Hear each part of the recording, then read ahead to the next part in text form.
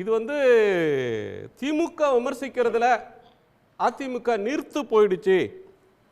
அதனால தான் அண்ணாமலை ஏடிஎம்கே மேலே இன்னும் கடுமையாக விமர்சனத்தை முன்வைக்கிறாரு. எஸ்டிபிஐ உறவு அதுக்கு ஒரு காரணம்.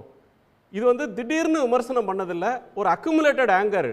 எடப்பாடி பழனிசாமி அவர்கள் மேலே பண்ணுறது ஒரு பர்சனல் அட்டாக் இல்லை, பல கட்டங்களில் தேங்கி இருந்த கோபத்தோட வெளிப்பாடாக இதை பார்க்கணும் அப்படின்னு சொல்கிறாரு. நீங்கள் இதை எந்த கோணத்தில் பார்க்குறீங்க? கொங்கு மண்டலத்தில் பிறந்தவர்கள் சின்ன குழந்தையாக இருந்தாலும் கூட எப்படி நாகரிகமாக பேசுவார்கள் என்பதை இந்த உலகமே அறியும். எப்படிப்பட்ட விமர்சனமாக இருந்தாலும் தனிப்பட்ட முறையிலே ஒருவரை இந்த அளவுக்கு பேசக்கூடியவர்களாக கொங்கு மண்டலத்திலே யாருமே கிடையாது. தமிழிசை அவர்களே சொல்லி இருக்கிறார், மற்ற கட்சி தலைவர்களை நாகரிகமாக பேச வேண்டும் என்று அண்ணாமலை அவர்களை கண்டித்திருக்கிறார். பல தொலைக்காட்சிகள் அவர் பேசியதை போடும் பொழுது அந்த வார்த்தையை தவிர்த்து போடுகிறார்கள். அப்போ அந்த அளவுக்கு ஒரு தொலைக்காட்சியிலே போட முடியாத அளவிற்கு அந்த வார்த்தை அவ்வளவு மோசமாக இருக்கிறது என்று அவர்களுக்கு ஆதரவளிக்கிற தொலைக்காட்சிகளே அதை இன்றைக்கு போடாமல் இருக்கிறார்கள். இது ஒரு ஆக்ரோஷத்திலோ ஒரு கோபத்திலோ வந்த பேச்சாக எனக்கு தெரியவில்லை. இது வேண்டுமென்றே திட்டமிட்டு தன்னை பற்றி தொலைக்காட்சிகள் பேச வேண்டும், தன்னை பற்றி விவாதங்கள் தொலைக்காட்சிகளிலே நடக்க வேண்டும், அதிமுகவினுடைய தலைவர்கள் தனக்கு எதிராக பேச வேண்டும், தன்னுடைய உருவ பொம்மையை அவர்கள் எரிக்க வேண்டும், இப்படியெல்லாம் தன்னை முன்னிலைப்படுத்துவதற்காக பேசுகின்ற பேச்சாகத்தான் நான் பார்க்கின்றேன். எல்லோரும் மேடைகளிலே பேசுபவர்கள் தான். அவர் பேசிய பேச்சு என்பது வேண்டுமென்றே திட்டமிட்டு பேசியது. ஒரு கோபத்திலோ ஆக்ரோஷத்திலோ பல ஆண்டுகள் கோபமாக இருந்ததிலோ வந்த பேச்சுக்கள் அல்ல. அதை முதல்ல, ஆனால் அந்த விஷயத்திலே அவர் வெற்றி பெற்றிருக்கிறார். இன்றைக்கு அதிமுக தலைவர்கள் எதிர்க்கிறார்கள், தொலைக்காட்சிகளிலே நீங்கள் இன்றைக்கு விவாதம் செய்கின்றீர்கள். ஒன்று மட்டும் புரிஞ்சுக்கணும், நான் ஒரு ஐபிஎஸ் என்று சொல்லுகிறார். ஆனால் இபிஎஸ் அவர்கள் முதலமைச்சராக இருந்த பொழுது 400க்கும் மேற்பட்ட ஐபிஎஸ் அதிகாரிகளையும் ஐஏஎஸ் அதிகாரிகளையும் தன்னுடைய கட்டுப்பாட்டில் வைத்திருந்தவர். அவருக்கு கீழே அத்தனை பேர் பணியாற்றி இருக்கிறார்கள். பச்சைங்களை நான் கையெழுத்து போட்டேங்கிறாரு. இபிஎஸ் அவர்கள் 25 ஆண்டுகள் பச்சைங்களை கையெழுத்து போட்டிருக்காரு. அவரை போய் அப்படி சொல்லலாமா? ஒரு மாநிலத்தினுடைய முதல்வராக இருந்தவர், இப்போது மாநிலத்தினுடைய எதிர்க்கட்சி தலைவராக இருக்கக்கூடியவர், அவரை போய் அப்படி பேச வேண்டிய அவசியம் இல்லை. 4 ஆண்டுகள் அவருடைய ஆட்சியை காப்பாற்றியவர் அவர். ஆனால் அவருடைய அந்த அனுபவம் என்பதை, அந்த மரியாதை கண்டிப்பாக இருக்க வேண்டும். யாராக இருந்தாலும் எந்த ஒரு அரசியல் கட்சி தலைவரும் இதை ஏற்றுக்கொள்ள மாட்டார்கள். அதே போல இவர் என்ன அப்படின்னு சொன்னால், வாரணாசியில் மோடி அவர்கள் போட்டியிடும் பொழுது எடப்பாடி இப்படி அப்பப்போ ஒரு குண்டை தூக்கி போடுவாங்க, அப்போதான் அது விவாதமாகும். அதாவது நீங்கள் வாரணாசியில் எடப்பாடி அவர்கள் இது வரலன்னு சொல்றதுக்கு வரலன்னு சொன்னாரு நீங்கள் சொல்றீங்கல்ல, அவர் எதுக்கு அது சொல்லணும்? நீங்க நிரூபிங்க, நீங்க ப்ரூஃபை காட்டுங்க. எடப்பாடி அப்படி சொன்னார் அப்படிங்கிறதுக்காக நீங்க ப்ரூஃபை காட்டுங்க. இவர் அதை பேசுறது எதுக்காகனா, உட்கட்சிக்குள்ள பாரதிய ஜனதா கட்சியில் இருக்கிற தலைவர்கள் இவரை விரும்பவில்லை. உட்கட்சி பிரச்சனை நிறைய இருக்கிறது. அப்படி உட்கட்சி பிரச்சனை நிறைய இருக்கும் பொழுது இவர் மோடிக்கு எதிராக எடப்பாடி அவர்கள் அன்றைக்கு பேசினார். அதனால்தான் நான் இப்படி ஆனேன் என்று ஒரு தவறான கருத்தை சொல்லுகிறார். நண்பர் சபீர் அவர்கள் தெளிவாக கரெக்டா டேட்டாவோட பிடிச்சி சொல்லிட்டார். பிஜேபி காரங்க அதுக்கு பதிலே சொல்ல முடியாது, தெளிவாக சொல்லிட்டார். 2019 மீண்டும் மோடி வருவாரு, ஏன்னா எதிர்கட்சிகளுக்கு பெரிய ஒற்றுமை இல்லை. அந்த தேர்தலில் மோடி தோத்துருவார்னு எடப்பாடி கணித்தார், சொன்னார்ன்றது இவருடைய குற்றச்சாட்டு. ஆனால் கலை யதார்த்தம் என்னன்னா, மோடி தோற்று போவார், போன முறை அளவுக்கு வலிமை இல்லை, ராகுல் காந்தி செல்வாக்கு உயர்ந்திருக்கு, நிச்சயமாக யார் ஜெயிப்பாங்கன்னு சொல்ல முடியாத நிலை, அப்படிலாம் சொல்லப்பட்டது கடந்த நாடாளுமன்ற தேர்தல். அதிலேயே 400 சீட் ஜெயிப்பார், 350 ஜெயிப்பாருன்னு சொல்லி டெல்லிக்கு போய் பேட்டி கொடுத்துட்டு வந்தார். அதாவது தேர்தலுக்கு சில மாதத்துக்கு முன்பு கூட்டணி பேச போன திரு எடப்பாடி பழனிசாமி அவர்கள் மோடி மீண்டும் வெல்வார், அபரிமிதமான செல்வாக்கோட வருவார்னு சொன்னார். அப்படி இருக்கும்போது 2019 எந்த அடிப்படையில் அப்படி சொன்னார், அப்படி சொல்லியிருக்க வாய்ப்பு இருக்குமா அப்படின்னு தெரியல. எனக்கு இன்னொரு கேள்வியை கேட்கணும். ஒன்று கவன ஈர்ப்புக்காக பேசுகிறார், உட்கட்சி பிரச்சனையை திசை திருப்பதற்காக பேசுகிறாருன்றீங்க. இன்னொன்று நான் கேட்குறது கான்டெக்ஸ்ட் என்ன? இப்போ ஒரு எதிர்க்கட்சி தலைவரை அவ்வளோ கடுமையாக பேசி அந்த பகையை வளர்க்க வேண்டிய அவசியம் என்ன? அதிமுகவை கடுமையாக சார்னா பிஜேபி தொண்டர்கள் கைதட்டி ஆரவாரிக்கக்கூடிய இடத்துல அந்த காட்சியை பார்க்கிறோம். 4வது இடத்துக்கு அந்த கட்சி போகும்னா பிஜேபியில் ஆரவாரிக்கிறாங்க. அப்போ ஒன்றுக்கு ஒன்று எதிர்ப்பான கட்சிகளாக இரண்டும் மாறிடுச்சான்னு ஒன்று. நீங்கள் அவ்வளோ பெரிய தலைவர், உங்களுக்கும் எடப்பாடி பழனிசாமி அவர்களுக்கும் அரசியல் ரீதியாக 1000 முரண் இருக்குது. ஆனாலும் 25 வருஷமாக ஒரு பொது வாழ்க்கையில் முக்கிய பொறுப்பில் இருக்கக்கூடியவர் அவ்வளோ சீனியர் லீடரை போய் விமர்சிக்கலாமா, இப்படி தரந்தாழ்ந்து பேசலாமான்னு வருத்தப்படுறீங்க. ஆனால் எனக்கு ஒரு ஆச்சரியமான ஒரு கேள்வி எப்பவுமே உண்டு. இதில் அண்ணாமலைக்கு பதில் சொல்கிறதுக்கு ஜெயக்குமார், ஆர்பி உதயகுமார், செல்லூர் ராஜு, இந்த 3-4 பேர், கேபி முனுசாமி, இந்த 4 பேருக்கு மட்டும்தான் ட்ரிக்கர் ஆகி அவங்க பதில் சொல்லுவாங்களா?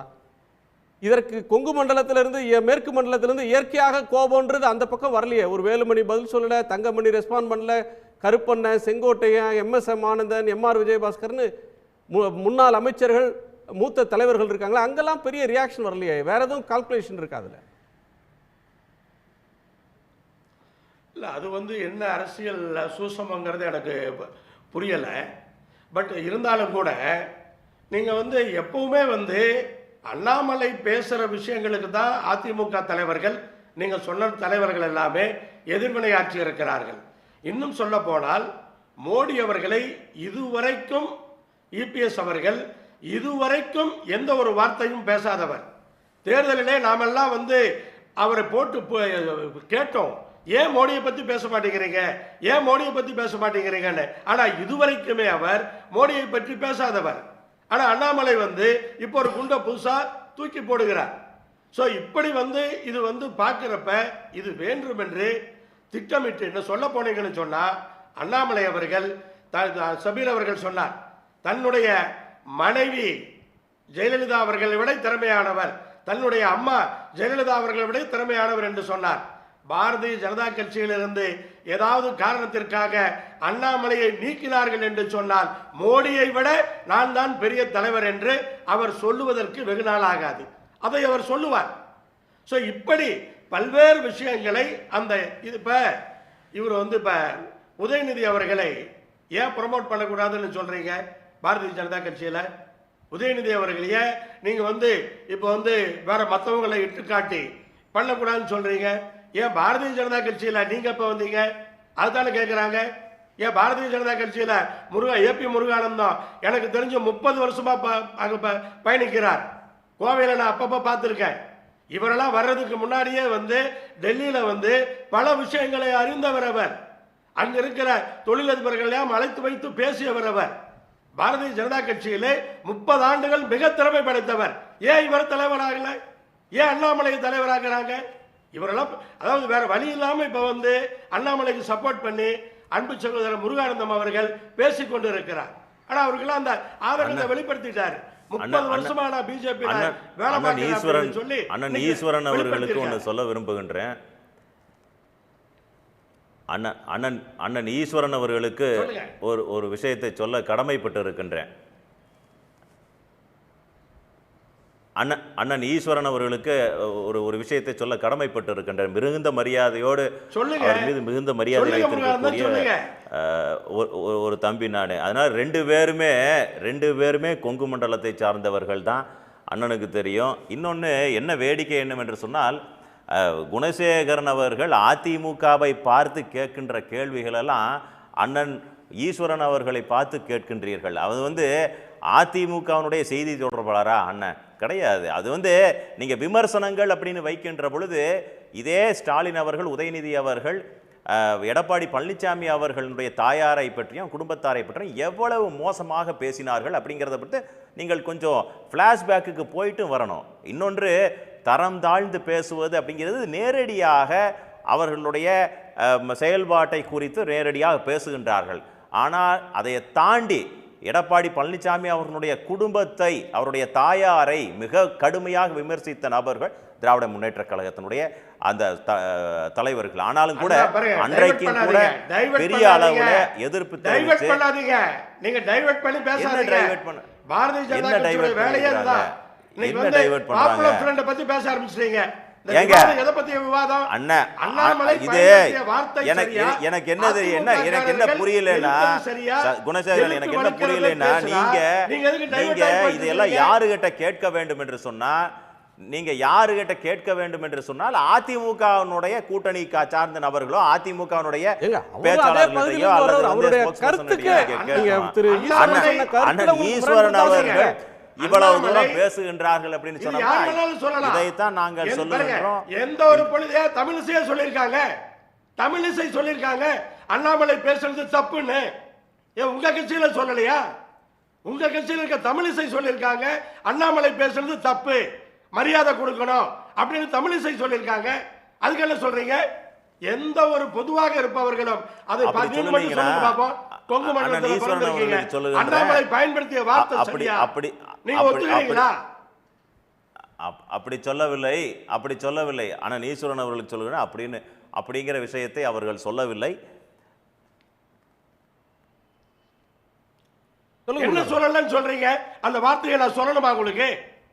சன் டிவியில போட்டு காமிச்சாங்கல்ல, இப்ப அது சொன்ன வார்த்தை சரியா? ஆனா அதே இல்ல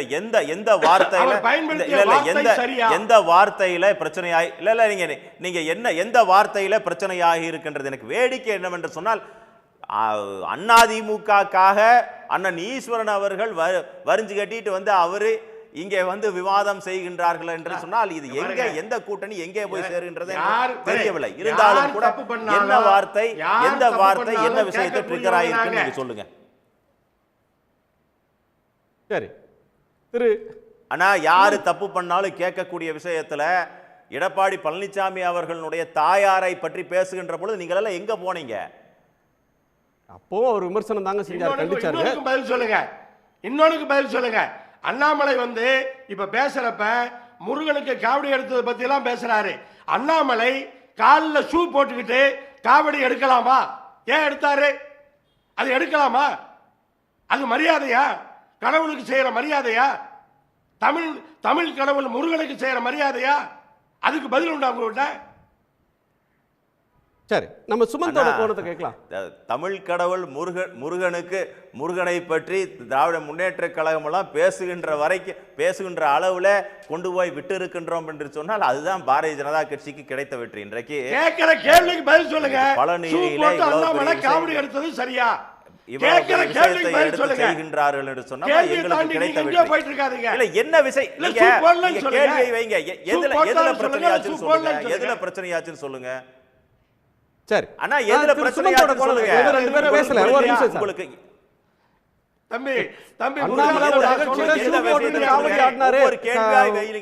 ஒவ்வொரு கேள்வியாக முன்வையுங்கள், அதுக்கு பதில் சொல்லுகின்ற ஒவ்வொரு கேள்வியாக வைங்க. நான் பதில் சொல்றேங்கண்ணா. சரி, அடுத்த சுற்றுல சொல்லுங்க. அடுத்த சுற்றுல அதெல்லாம் பேசலாம். டாக்டர் சுமன், ஒண்ணு மட்டும் உங்களுக்கு சொல்றேன். தேர்தல் மற்றவர்களை அவமதிக்கிற அரசியல் தமிழ்நாட்டிலே எடுபடாது.